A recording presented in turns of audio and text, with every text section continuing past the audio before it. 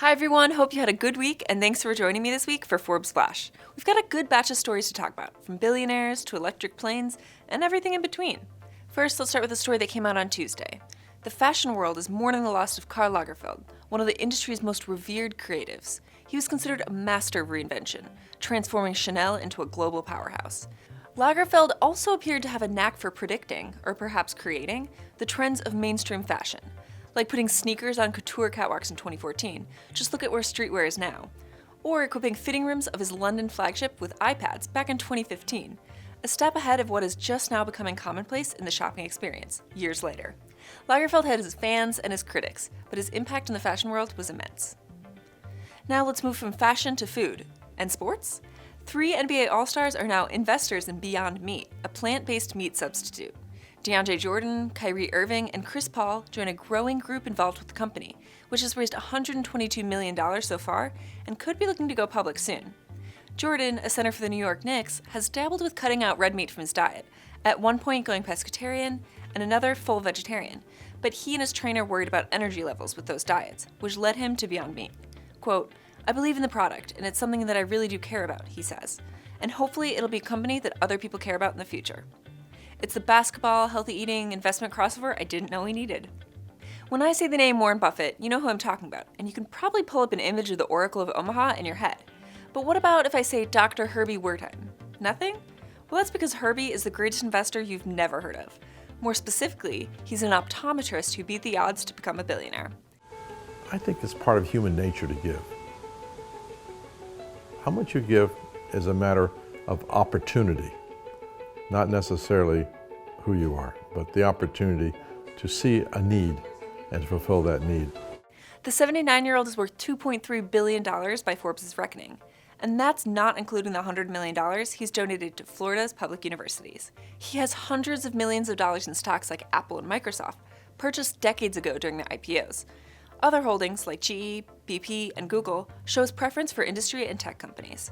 Wertheim's story is entirely fascinating. From a childhood filled with hunting and fishing in the Everglades, to the stint in the Navy, to running an optometry practice and inventing technology on the side. Along the way, he honed a stock buying technique that's a mix Buffett and Peter Lynch, focusing on a company's intellectual property above financial statements. Quote, "My goal is to buy and almost never sell," he says. Wertheim now has homes in Florida, Colorado, London, and 2 in California, plus 2 luxury apartments on the World Yacht, a residential ship that continuously circumnavigates the world. Like Buffett, he's committed to giving away at least half of his wealth, a large amount of which will go to public education. There's so much more to his story, but don't take my word for it. Go to Forbes.com and read the whole thing. So Herbie has obviously been successful, and so have a lot of the people we write about in Forbes. Success is often something that people want, but it means something different to everyone. But there are a few common tactics you can use to achieve your personal version of success.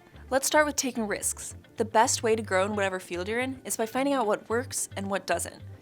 With that, admit when you're wrong and learn from your mistakes. Last but not least, work hard, which, duh, right? But it's the key that sets successful people apart. They curate their goals and find a way to make them come to life, no matter how difficult the journey might be.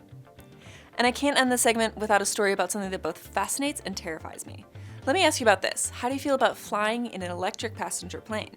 While many think that's a far-off reality, one startup is doing their best to make it happen sooner than later. The company is called Eviation, and they just secured the around $200 million they need to get their airworthiness certification and square away their supply chain.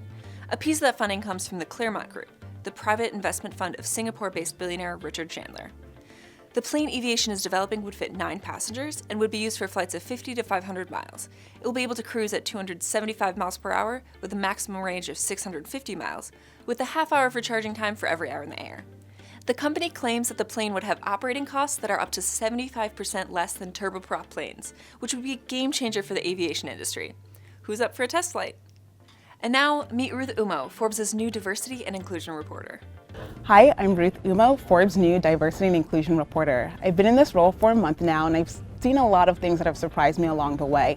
I think one of the #1 things that surprised me in covering this beat is how little people know about the wide breadth of topics that fall under the diversity and inclusion vertical. A lot of people's go-to under diversity and inclusion is gender and race, but it encompasses so much more than that. It looks at things like LGBTQ and sexual orientation, disability, religion, things like physical appearance. Those who are overweight, for example, experience far higher levels of discrimination than their counterparts. It also encompasses things like veterans returning back to work, those who were previously incarcerated. Then there's also the inclusion aspect, which has to be valued just as much as the diversity aspect. You can be extremely diverse without necessarily being inclusive. That's how you empower and build up those diverse people within your workforce and how you really leverage your skills in an organization. One aspect in the diversity and inclusion beat is disability, and you see a lot of companies now really focusing on this.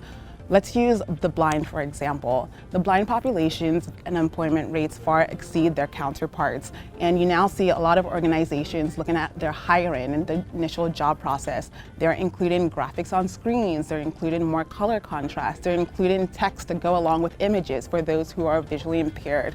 You also see a lot of changes with those who are hard of hearing, where they're giving them audio assistance, where they're giving them visual assistance. And so you see that companies are becoming far more inclusive because they understand that when you have a diverse population, it boosts the bottom line and it boosts their financial performance. That's all for this week. Phew, feels like we got through a lot. Thanks as always for watching Forbes Flash, and I'll see you next week.